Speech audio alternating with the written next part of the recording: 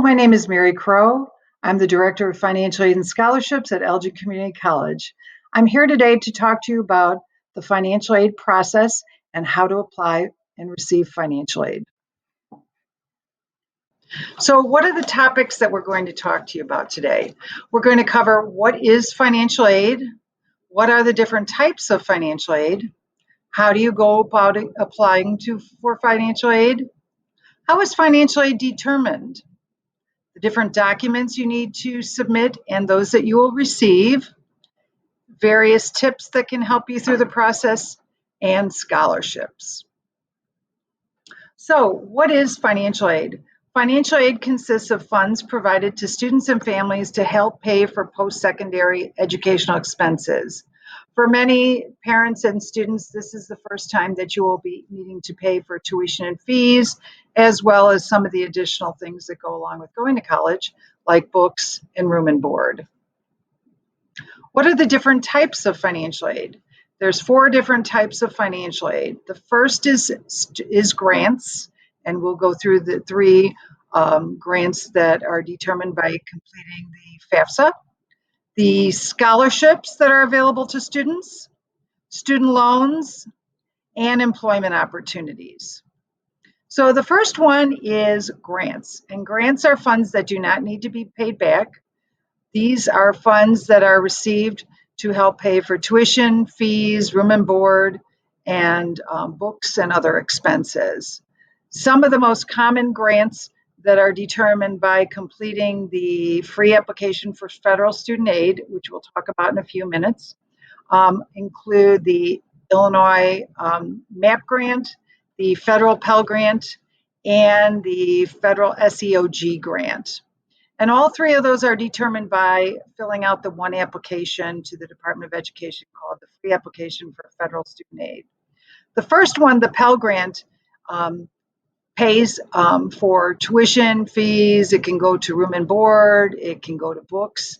And that some students can receive it by being part-time.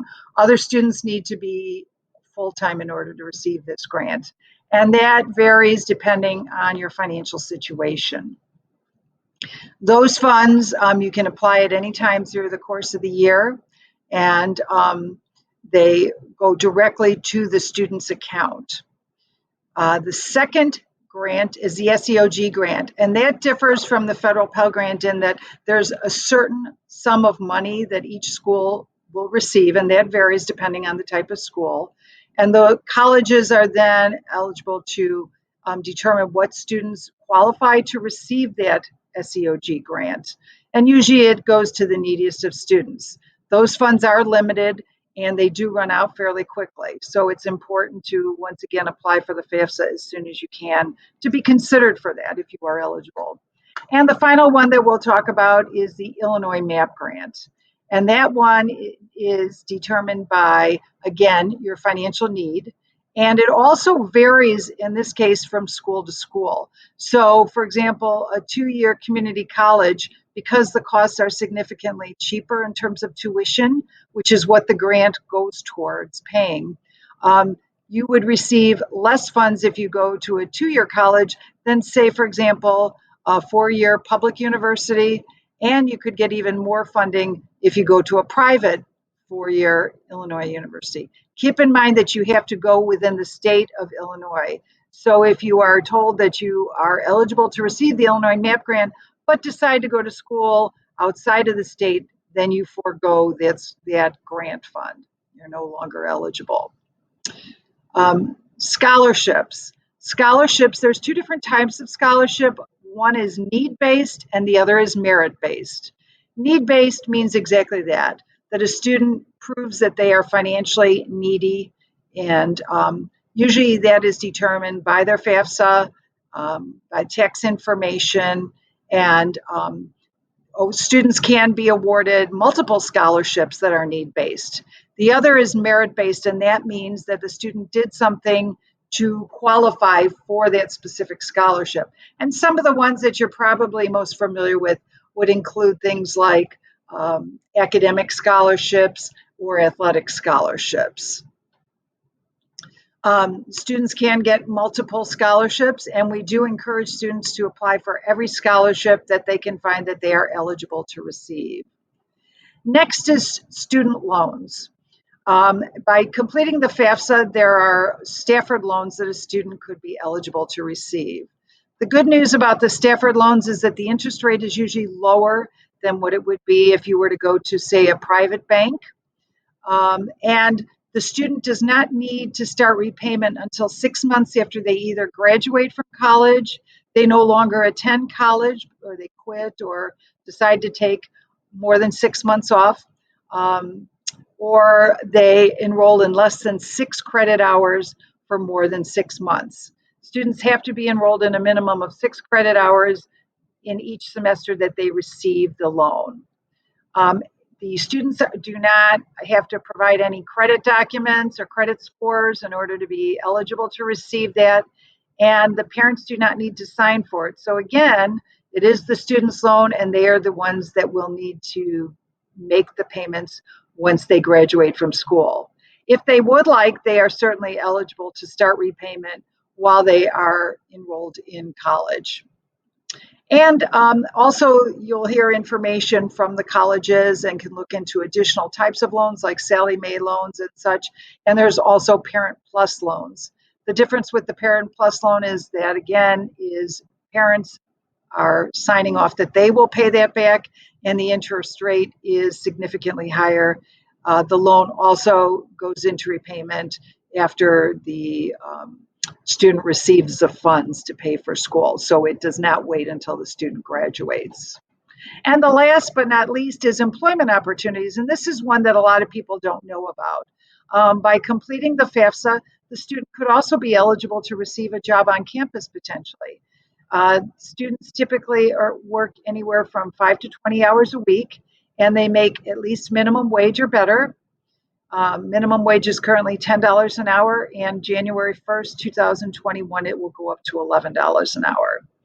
The nice thing about the employment on campus is that it's flexible. It provides the students, especially if you're going away and you don't have a car, you could walk to your job on campus.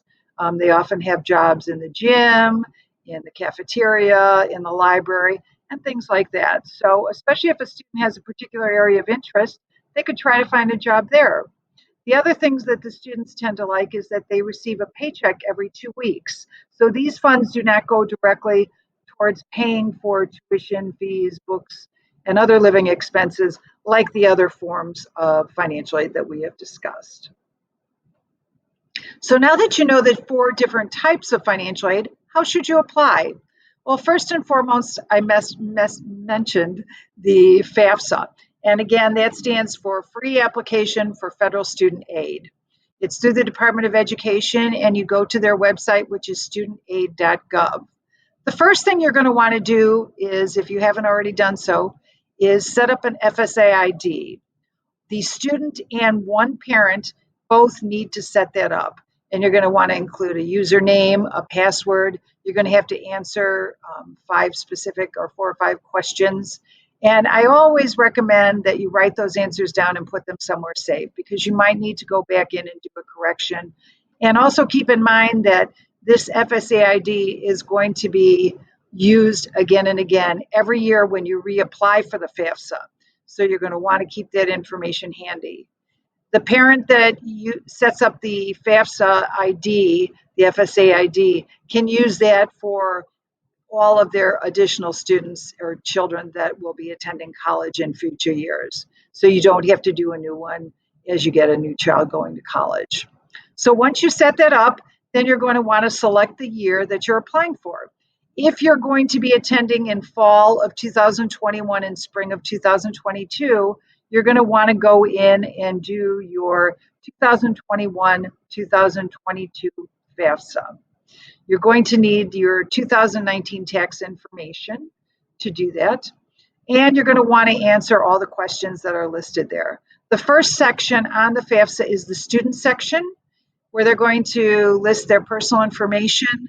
Make sure that you do not use the same email address as the parent. And also, If you didn't file your taxes in 2019, that's fine. You'll just say that you did not file. And however, if you did work and made money, but you didn't need to file taxes because you didn't make enough that you had to, then you will need to have your W-2s in order to list how much money you did make during that year. Some of the other questions include what your liquid assets are at the end. So, for example, any cash you have, checking accounts, things like that. So, you're going to want to put a ballpark amount there. Once you've completed the FAFSA, then you're going to also go in and submit that by signing it with your FSA ID. An alternative is the RISE Act, and that is the Alternative Application for Illinois Financial Aid. This is from the state of Illinois for the Illinois MAP grant, and you can find that by going to isac.org. Some students are not eligible to apply for the free application for federal student aid, including DACA students and some transgender students. If you fall into either of those categories, you should go out to the isac.org website and for 2021-22, see if you can complete the alternative application for Illinois financial aid. If you do and you qualify, then you will receive the Illinois MAP grant. And I've also mentioned on here the IRS data retrieval tool that is on the FAFSA website. And what the federal government has done is that they allow you, when you're completing your FAFSA, if you filed taxes that year, to go into the IRS database and pull and lift your actual tax information, and it goes directly onto your FAFSA. This will eliminate any errors that used to be made when a student had to supply that information. So one of the questions that we're always asked is, how do they determine that once the FAFSA is completed? So once it's completed and sent to the schools, and keep in mind that you can send your FAFSA, you can list up to 10 schools on your FAFSA that it will be sent to. So even if you haven't completed applications to those schools, list any of the schools that you're thinking of applying to, and know that the FAFSA will be sent to those schools via your Social Security number. So once you've gotten accepted to the schools, then you want to check with them and make sure that they have received your FAFSA. So what they're going to receive is information from the Department of Education, and it's going to show your expected family contribution. This does not change no matter what school you apply to. So there's a number that will be listed there. When you receive information from the Department of Education, they will send it to the student's email about 48 hours after they complete it, and it will show your EFC. But what will change is the cost of attendance, and that's because schools differ in their costs. So a 2-year community college cost is not as expensive as a 4-year public university or a 4-year private university. So you're going to get a different cost of attendance at each one of the schools you apply to, but the EFC will remain the same, and it'll be subtracted out, and that will give you the need. I'm going to go through 2 quick examples here for you. School A, the cost of attendance could be somewhere around $10,000. And this is an example, for example, if you're planning on attending or considering Elgin Community College, this is typically what a full-time student for an entire year, what the cost you'll see. Now, it doesn't really cost that much to attend, but we are required to include things like tuition, fees, books, rent, because many of our students do pay rent, and they do need assistance in covering those costs while they're attending school. Also, some travel expense has to be included in there. So that's why, even though it only costs to attend full-time closer to $4,500 to $5,000 a year, all those other costs could add up and be up to about $10,000 a year on a full-time basis. Now, let's say your EFC from the Department of Ed shows $2,000. Again, you subtract that out, and that'll give you a need of $8,000. School B, on the other hand, the cost of attendance shows $30,000. And this is an example, say, of a 4-year public university and some private universities, which can be upwards in the neighborhood of $75,000. You subtract out again, the EFC stays the same at 2,000. So your need in this case for school B would be 28,000. Okay, so once again that you've completed your FAFSA and you submit it to the Department of Education, it takes about a week for them to analyze it, and then they will forward that information to all the schools you have listed on the FAFSA. You will also, as I mentioned, receive a student aid report via the student email, so be checking for that. If you're eligible for any Pell Grant, it would list that on there. If you're not, it will not list it, but it will list the Stafford loans that you're eligible for. And if you do see the federal Pell Grant, that is going to be divided into 2 semesters, so fall and spring semester, and that shows for full-time attendance. Now, keep in mind that you don't have to attend school on a full-time basis. Many students, especially those attending a 2-year community college, often just go on a part-time basis. So if you do decide to go part-time, then your eligibility for that Pell Grant will decrease. So once the school receives it, if you've been accepted to the school and they receive your FAFSA, you're going to want to find out what additional documents you're going to need to provide the school. Oftentimes what will happen is they will send with their acceptance letter details about what you need to provide for financial aid. If not, they might send it to the student's student email address as well as the personal email address that they provided. Make sure you fill out and complete those documents and submit them, because they will not be sending out award letters until after all the documents are received. Once you receive the award letter, it's going to spell out what not only the cost to attend there, but all of the different forms of aid that you're eligible to receive, including any scholarship information. So once you received the information regarding documents that are required, you're going to want to submit those. Typically, you can submit them online. One of the most common that's required is a verification worksheet, which requires signatures by both the student and a parent. Make sure you submit that directly to the financial aid office and confirm that they received it. And then check with each of the financial aid offices that you're considering attending to find out when you'll be receiving information as far as what you are eligible to receive in terms of financial aid. So that'll help you make a decision on what school you might want to attend. Some of the tips to keep in mind. Your Social Security number needs to be on file at the college. I know at ECC you're not required to use a Social Security number or list a Social Security number. However, if you do want to apply for the FAFSA, you must list that on your application, not only on the FAFSA, but also at the college, because that is the way we will receive the information from the Department of Education. So make sure that you list it correctly. Secondly, you want to keep yours and your parents' addresses up to date at the registrar's office. Why? Because oftentimes the colleges are going to send information to the student directly via their address and their email address. Parents, one of the things that you need to know is that there's something called the FERPA regulations, which are similar to the HIPAA regulations for healthcare.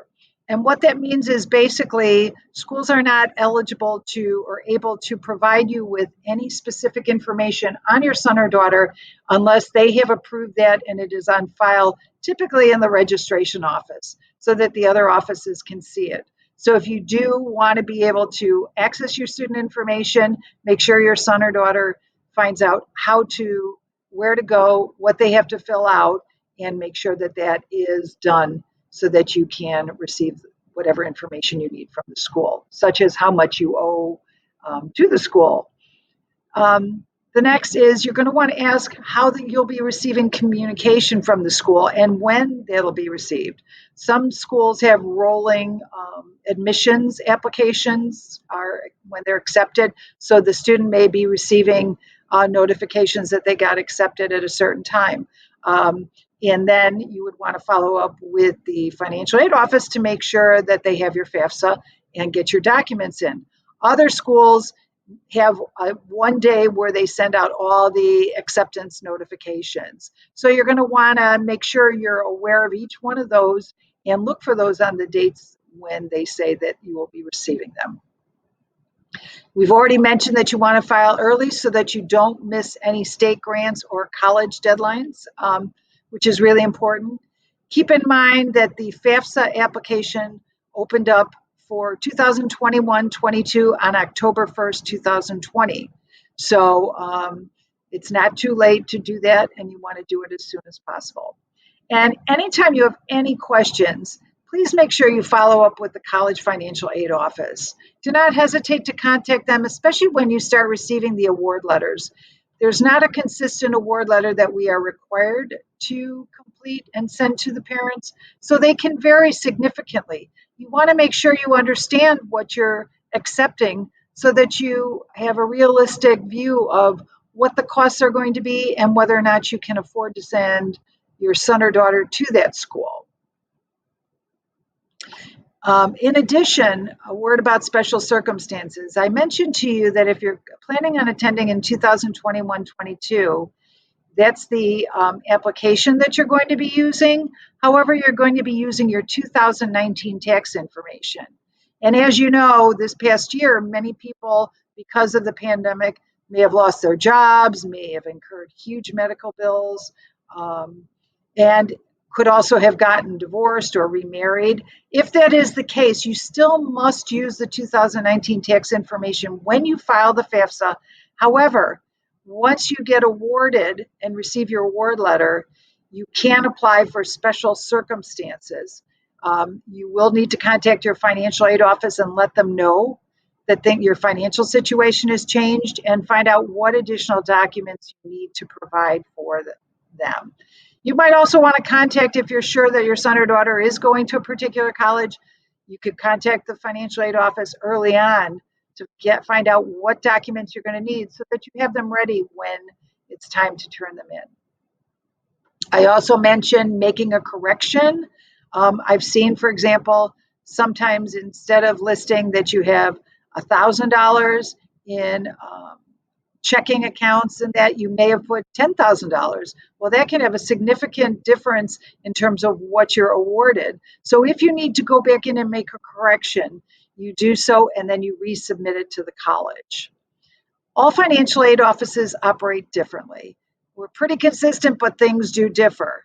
So you're going to want to make sure that you know what the requirements are and know what the deadlines are for each college. Make sure you keep track of that timeline so that you get all the documents in and you can check and see what your son or daughter has been awarded. That could be the decision maker in terms of what school they will be attending. I mentioned you do have to reapply for your FAFSA every year. And again, the application will open up on October 1st. So for example, on October 1st, 2021, you can complete your 2022-2023 FAFSA starting on October 1st, 2021. So make sure you do that. And also an important thing to know is if your son or daughter is planning on making a registration change, especially once school has started, to please not only contact their academic advisor, but also talk to the financial aid office to see how it's going to impact them. If they fall below their full-time status, they could potentially lose some of their either scholarship funds, not be eligible the next semester, or potentially lose some of their grant funding for that semester. So make sure that before they drop or add a class that they know what the impact will be. How many years is your son or daughter's program of study? If you're going for a certificate at a 2-year college or going for an associate's degree and then you're finished, obviously you may be able to get by with just using your grant funds or scholarships, or maybe paying on your own if you're not planning on transferring to a 4-year school. Conversely, you might be going to a school where your degree requires 5 years. So make sure if you're awarded any financial aid, you want to know, is that potentially going to be available to you in subsequent years, up to those 5 years that you'll be attending. Parents often ask if a son or daughter is no longer living with them, can they apply as an independent individual and not use family income or assets to be considered for the FAFSA?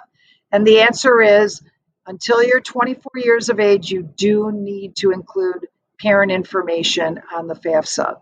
The only exceptions to that are if you are married under the age of 24, if you're in the military, or if you have a son or daughter and you provide 51% or more of the financial support for that child, then you do not have to include the family income and assets on there. If you have any questions regarding that when you're completing your FAFSA, check with the school and we'll be happy to help you out. And you also, a lot of people think, well, I'm not going to be eligible to receive any grant money and we're not going to take out any student loans. But some scholarships do require you to complete the FAFSA for you to be considered for funding from the school itself in the form of a scholarship. So make sure you fill it out regardless. So again, we're going to review the FAFSA processing. If you are planning on attending college in the fall of 2021 and spring of 2022, you should complete the FAFSA as soon as possible. It did open up on October 1st, 2020.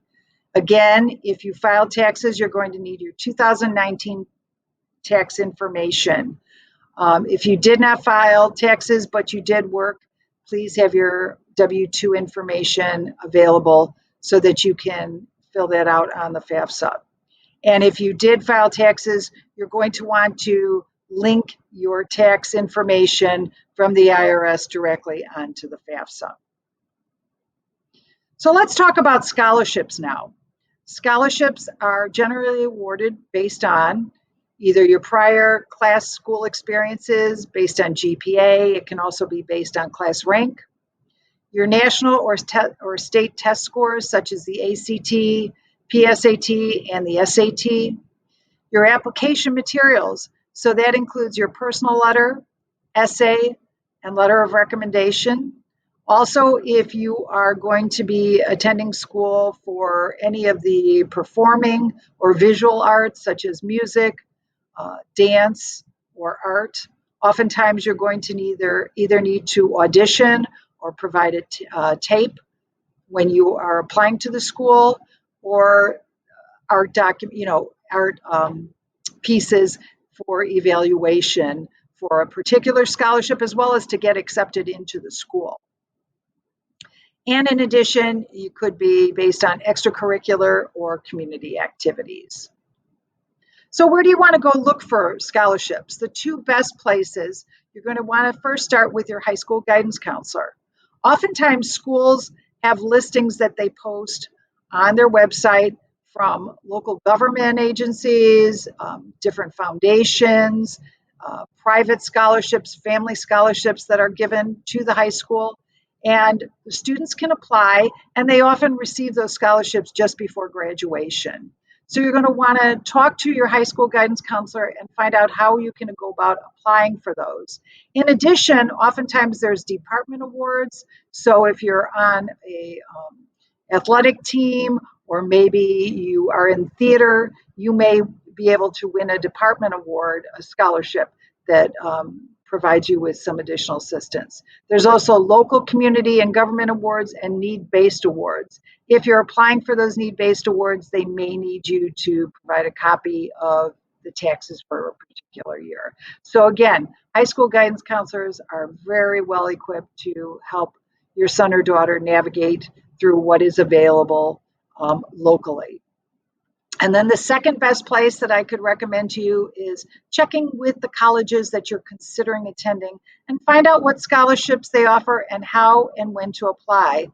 Oftentimes, if your son or daughter is applying to a school and they meet the specific requirements, they may be awarded or offered a scholarship before they even ever accept that they're going to attend there. For example, oftentimes for high ACT or SAT, as well as academic students, they might be awarded or offered a presidential scholarship before they ever even agree to go to the school. So those are going to be some of the things that you're going to want to check through carefully when you're applying, as well as, again, go on to the websites of the various schools you're considering and see what scholarships you might be eligible to apply for after you've been accepted. Some of the other areas where you can apply for private scholarships or sponsorships include local government, community and religious organizations, private companies. Oftentimes, companies are willing to give their employees or even sometimes relatives the opportunity to apply for a particular scholarship through them, and also athletic organizations. Beware of scholarship scams. Most scholarship searches are free. The feeling is that if you are applying for a scholarship, you should not be paying money to apply to that particular scholarship. If you decide you want to use a scholarship search service, keep in mind that they cannot guarantee you funding. They oftentimes will help you look for scholarships and also with your application process, but they cannot guarantee that you're going to receive the particular scholarship. I also recommend considering setting up a dedicated email account if you are going to be searching for scholarships.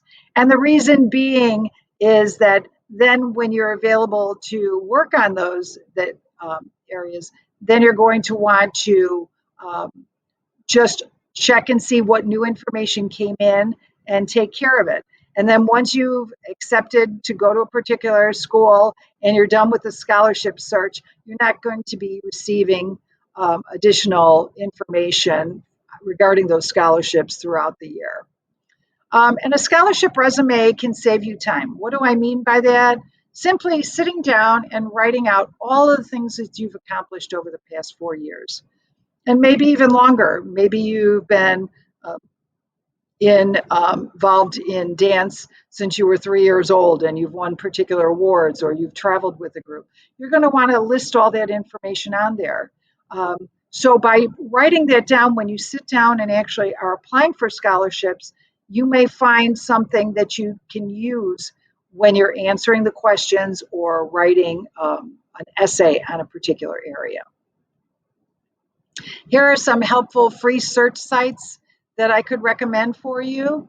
ISAC.org is the state organization, and if your son or daughter is considering attending Elgin Community College, we have our scholarship information listed at elgin.edu/scholarships. What are the reviewers looking for?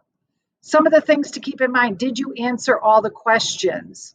If you're not sure of how to answer something, I always recommend talking to your parents or friends, or as well as your high school guidance counselor to find out what kind of things the reviewers might be looking for, or to help you if you're really stumped on how to answer a question. I recommend you still do the essay yourself, because the schools are also looking to find out more about you as the individual and if you'll be a good fit for that school. So you should answer the questions, but certainly other people can help you if you really aren't sure of what a particular question might be looking for. Things you're going to want to answer: personal milestones or academic successes. Make sure you list those. Something unique about yourself that makes you stand out. Keep in mind that the reviewers don't know anything about you, and you may be answering something that's very unique that they haven't heard before, and will help them remember you when they're deciding who will receive the scholarship. Oftentimes, they will ask you how a scholarship will benefit you. Even if you're not eligible for any grant funding under the FAFSA, oftentimes students still are responsible for paying for college, or a good amount of that. Maybe your parents have several children and they can't afford to help send you to that particular school. So make sure you address that on there and how that will help you. And did you answer these questions with enough detail? It's always discouraging when I see an essay that allows for a student to answer in 500 to 1,000 words that they just simply go up to 500. Keep in mind that I'm not able to know as much about you when you only answer with 500 as a student who goes into more detail and uses up to the maximum amount of words that they're eligible to do. Tell your story to somebody who doesn't know you. Again, the people on the other end do not know you, so make sure that you answer the questions so and answer what they would want to know, what you think they would want in order to get to know you better. Include personal successes as well as any barriers that you've had to overcome. Many students have had some difficult situations that they've had to overcome, and the important thing is not only to provide a brief explanation of what was difficult for you or the obstacles you overcame, but what that taught you and how you overcame it. That oftentimes says more about the individual. And how would that scholarship impact your success? If you were able to get a $5,000 scholarship to go towards your education, what would that enable you to do? For some students, it helps them maybe cut down on the amount of hours that they're working. So make sure that you answer those questions as well. Keep a file of your scholarship essays and applications on your computer because you may come up with one and there may be a really quick turnaround time, a deadline coming up, and you just find out about it at the last minute. Well, by having all of your previous essays and applications, you can easily go to those and then just edit it to complete the new application. And enjoy the process. This is a time to highlight you. I know it's not something that you're used to, but keep in mind that's an important thing. Oftentimes, students come back and say to me that they realize how much they had accomplished in their 4 years during high school, and it made them feel very proud of themselves. And there is truth to you won't receive a scholarship that you don't apply for. So apply for anything that you fit the requirements and you may have a shot at. When you receive the scholarship, make sure you understand what the conditions of the scholarship include. So if you're an athlete and you're going to be attending a school, what does that mean in terms of when you'll be practicing? And do you have to travel on weekends? Is it local? And what is required of you? What happens if you don't meet the minimum requirements? What happens the next semester? Do you forfeit the scholarship? So you're going to want to make sure you know that as well. Ask if you need to reapply for the scholarship annually. Many scholarships are eligible only to receive for 1 year, and you do need to reapply. Others may be for 4 years. Report to the financial aid office any scholarships that you receive from outside groups. Keep in mind that oftentimes what will happen if you do receive a private scholarship, they're going to want to know what school to send it to, what department to send it to. So please make sure you get the details from the school so that they send it to the correct place. They're going to want to include either your student ID at the school or your social security number and what the scholarship can be applied towards. And also, I'm going to briefly go through what the ECC scholarships are if you are considering attending ECC. So the first thing that we have is the Board of Trustees Academic Scholarship. And that is for those students that are graduating seniors this year. If you graduate in the top 10% of your class this year, you are eligible to receive $1,000 a semester for up to 4 consecutive semesters in fall or spring. If you graduate in the top 20% of your high school graduating class, you can receive $500 a semester for up to 4 consecutive semesters. There are additional requirements to maintain that scholarship, and those are listed online as well. Secondly, we have creative writing and forensic scholarships that go towards paying for tuition. Those are typically for our second year students, and the specifics regarding those are available to you as well. The requirements: you must be an in-district resident and have graduated from an in-district high school. You have to fill out the scholarship application and write a 1-page essay. Meet additional criteria of the specific scholarship. And as I mentioned, they are available for up to 4 consecutive semesters for the academic scholarships and as well as creative writing and forensics. In addition, we have the ECC Foundation scholarships. So a student can apply for the academic if you're eligible, and you can also apply for the foundation scholarships. So many of our students receive multiple scholarships, so please apply to both if you are eligible. Some of the areas of these scholarships include general studies, academic, career and education focus. So, for example, the healthcare professions have a number of scholarships, special populations, such as DACA students, community service organization scholarships. We have special endowments. And the only requirement for all foundation scholarships is a 2.0 GPA. Other scholarships may require additional, either a higher GPA or, for example, for an athletic scholarship, you have to be on one of our athletic teams. So there are over 250 scholarships that during the course of a year we may be awarding to students. So instead of you applying to individual ones, you apply to the foundation scholarship, and then the committees will determine which students receive which scholarships. They're awarded for 1 year, so you have to reapply each year. You're not guaranteed to receive the same scholarship each year. And as a matter of fact, you can receive multiple scholarships. If you're the only student, for example, that is eligible for a particular scholarship and you've already received one, you can receive a second scholarship during that year. You need to fill out either online or a paper application. You have to complete that, write a brief essay answering specific questions that are listed.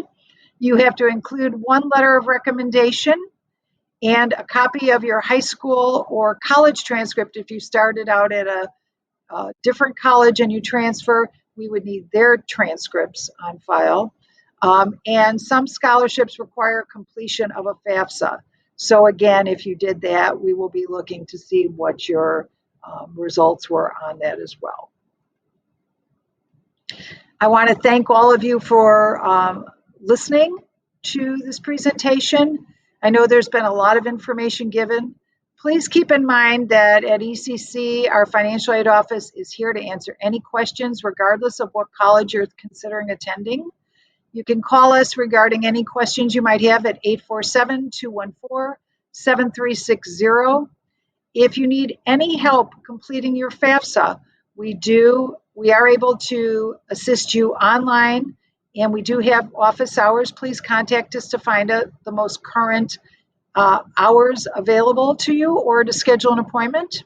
If you have any specific questions that you'd like to discuss with me, I'll be happy to call you or just answer via email.